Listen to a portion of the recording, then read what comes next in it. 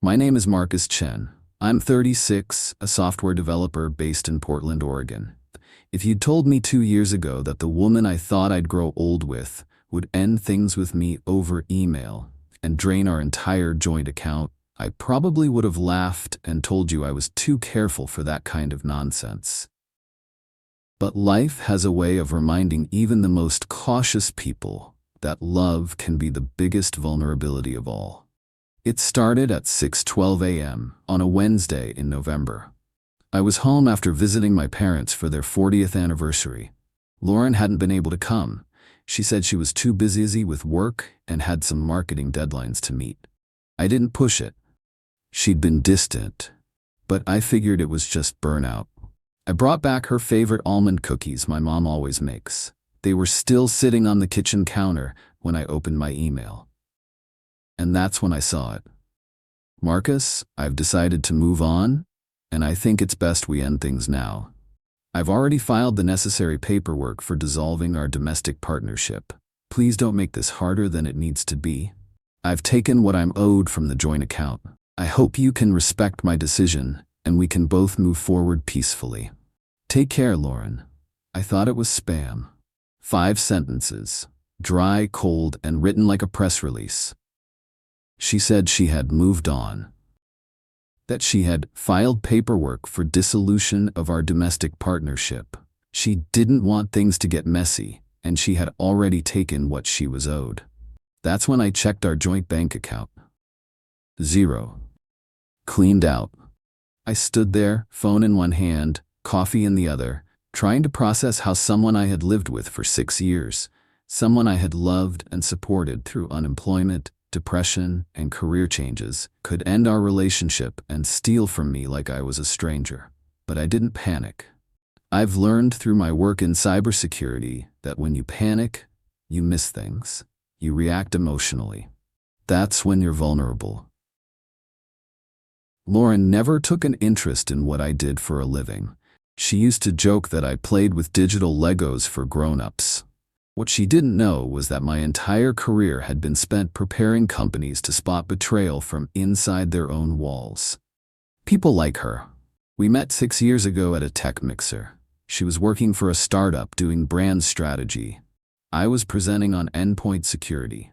She was sharp, fast-talking, and disarmingly confident. She liked that I listened more than I talked. I liked that she seemed to move through life at a speed I couldn't replicate. We balanced each other. Or so I believed. Lauren was passionate. She wanted big things, fast money, faster promotions. I've always been more deliberate. She told me once that I was like gravity, stable, steady, the thing that kept her grounded. But gravity gets taken for granted. You only notice it when it's gone. After 2 years, we moved in together. After 4, we bought a condo, my name only, but it was ours in every way. Or so I thought. The cracks didn't appear suddenly. They started small. She began criticizing my routines, said I was too predictable. She wanted more spark. I didn't know how to respond to that. I thought commitment was spark. I thought building something real was better than chasing temporary highs. She began going out more with her coworkers, late nights, business trips, things I accepted without suspicion. That's on me. 3 months before the email, she brought up the idea of merging finances, said it was the next logical step in our relationship, that she was ready to commit fully. She even bought a his and hers budgeting planner. I laughed. I remember feeling warm at that moment, like I was finally being seen. I transferred nearly everything. $87,000 in savings, our emergency fund, the house maintenance fund, even the investments I was holding for short-term gains. She added about $12,000. I didn't mind. I made more, and we were in it for the long haul. She drained it all. But what she didn't know was that I had an entire offline backup system that tracked everything. Every transfer, every login, every IP address. At 9 a.m. that same day, I spoke with my attorney, Jennifer. She's been my legal shield for 5 years. She's meticulous and ruthless. When I showed her what I had, she paused and said, "This is going to get interesting."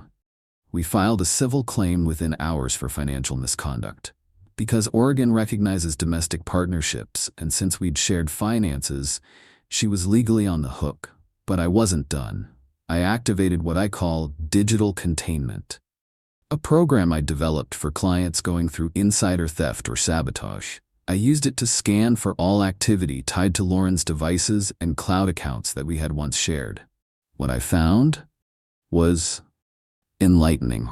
She had been planning her exit for at least 6 months. She'd created a new identity online, Lauren Jameson.